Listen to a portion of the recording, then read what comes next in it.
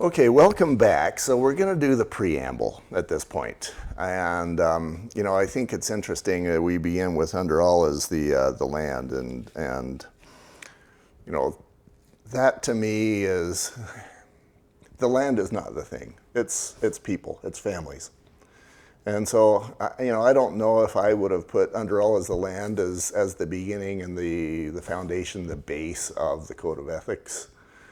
And I don't know if you've got any wisdom that I don't have in that category. It does say that we need to have the best and, the highest and best use of the land and the widest distribution of land ownership. Any wisdom on why they have that? I don't know. That I always thought that's interesting too, and it's like the part we all remember because that's all we remember about code of ethics, the text of it, right? Uh-huh. I think the focus is on the land just because of the private property rights and the rights that we all have to have our own land for our families. I think that would be like how I would just draw back to that. But I would agree with you that like code of ethics to me is more specifically about the people, our clients, our customers, the other agents and whatnot. But to draw it all back to why we are doing it is back to the land to protect what we all have a right to in the United States. Here in the second paragraph, it says where the code of ethics and the law conflict. And it does say that the code of ethics is intended to be kind of a higher law than the law. It does say where the code of ethics and the law conflict, then you got to follow the law. Yeah. Okay, you've seen that. Tell a story. We had a similar situation. There was a mother who died, and her sister had been on title. And the older sister was in her 90s in California, had never seen the property, needed to sell it. The family members had been living there, and they were making it impossible to get the home sold. Everything they could do to sabotage it because they were living there free, they wanted to do it. And they, the way things had been written, they had that right, but they weren't paying. And this, I want to say she was 94-year-old woman in California who's, on her deathbed, literally needed to sell this property so she could continue to stay in a nursing home where she was. So there was what was laid out in the will, but just because it's legal, does that make it right? Right. I think that's what, where you could have a conflict. Because there's what's right and what's good. What's legal, but what is morally right? And I think sometimes, that's where you can come up with that conflict. Such interests impose obligation beyond those of ordinary commerce, social responsibility, patriotic duty. We're using some lofty words here. Realtors, therefore, are zealous to maintain and improve the standards of their calling. I love that they use the word calling rather than duty or the job. I do too. Like you said, lofty words, lofty words. Yeah, wouldn't it be nice if we all remembered the lofty words while we were doing business? Yeah, you know what, and that's the thing, and I am glad that they increased the frequency that we have to take code of ethics. I am. So just to note on that part, when I got my license in Arizona, the way the instructor explained it was that you have to take the code of ethics once every 4 years. So you could take it year 1, and then you could take it year 8. You just had to take it in a 4-year cycle. So someone could go 8 years without taking code of ethics. Now, I know code of ethics is not a fun class. It's probably the driest one of all. Oh, except for when we do it, then it's awesome. Exactly. But I think the more we read it, the more we know. So rereading this again last night was awesome. I just had to read it for grievance committee. There's, and I just had to take code of ethics last year. So that's 3 times I've read it and within the last year.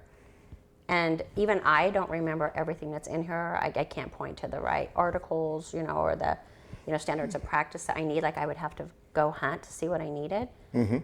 But I think the more you read it, the more you just take it in, and you live that, and you try, just to live by that rule of do unto others.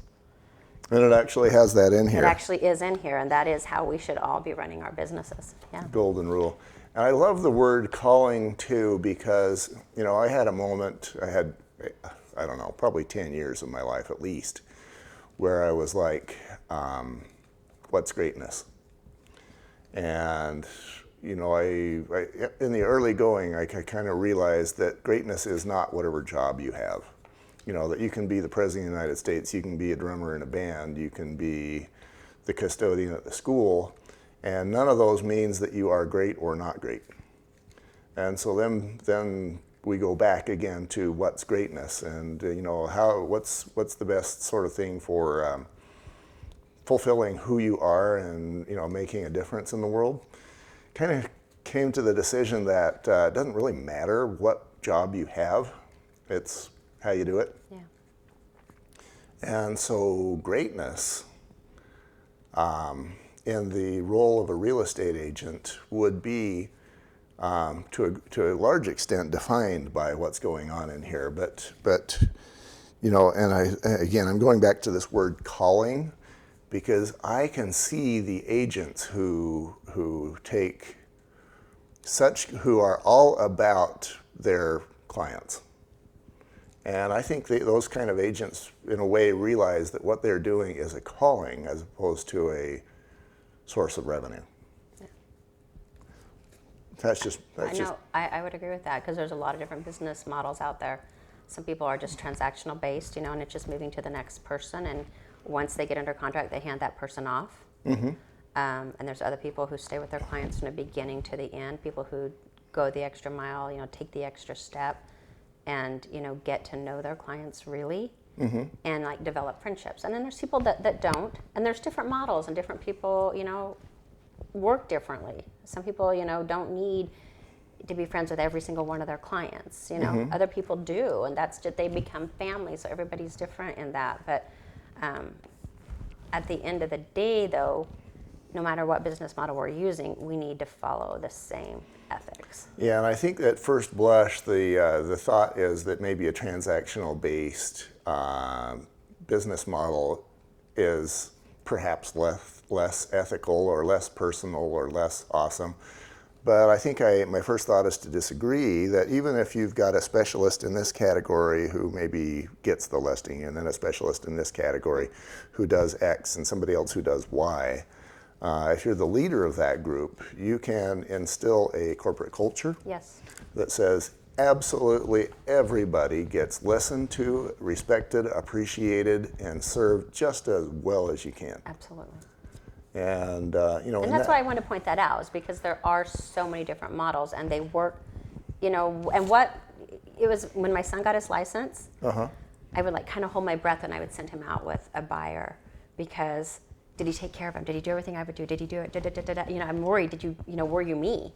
Mm-hmm. And then I would ask my clients, hey, how was it working with my son? How was Addy doing? They're like, he did great. We loved him, and on and on. And it took me just a little bit to realize not everybody wants Stephanie. Uh-huh. Not everybody needs Stephanie to hold their hand. Uh-huh. My son has the same ethics. He's very black and white.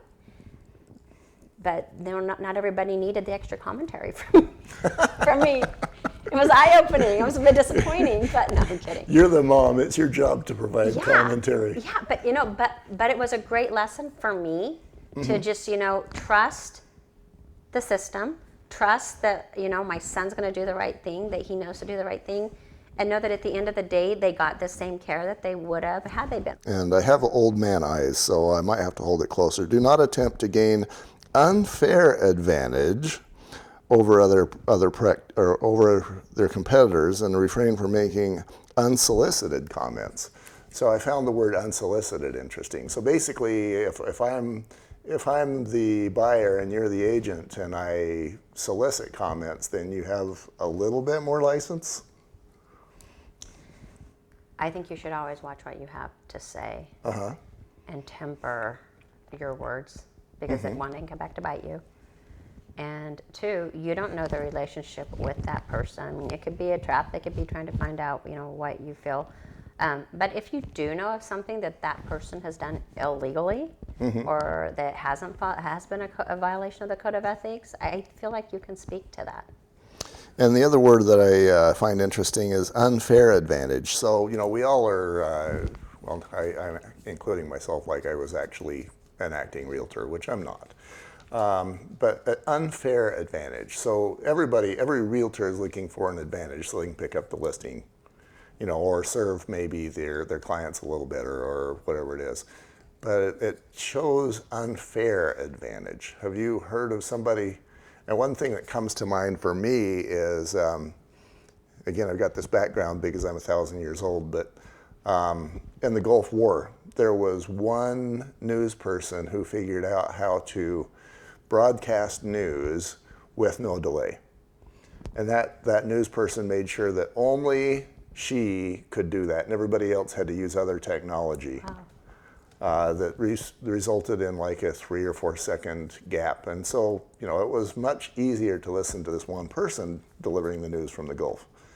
Have you heard of that kind of thing in the real estate world? And it makes you think, was that unethical or were they just smarter, Ooh, that is a good question, because I could argue that both ways. She probably was smarter. She was working on gaining an advantage. But if her highest goal is to provide news to the world and to the people of the United States in a way that is best, then she was undermining that goal. I think you just summed up all of that, this entire code of ethics with that right there.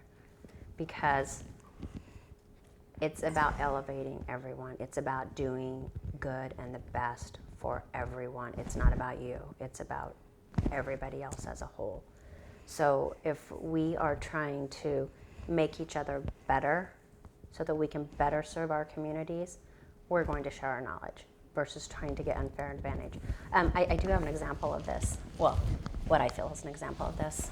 We had an agent in my office who English is her second language, excellent agent.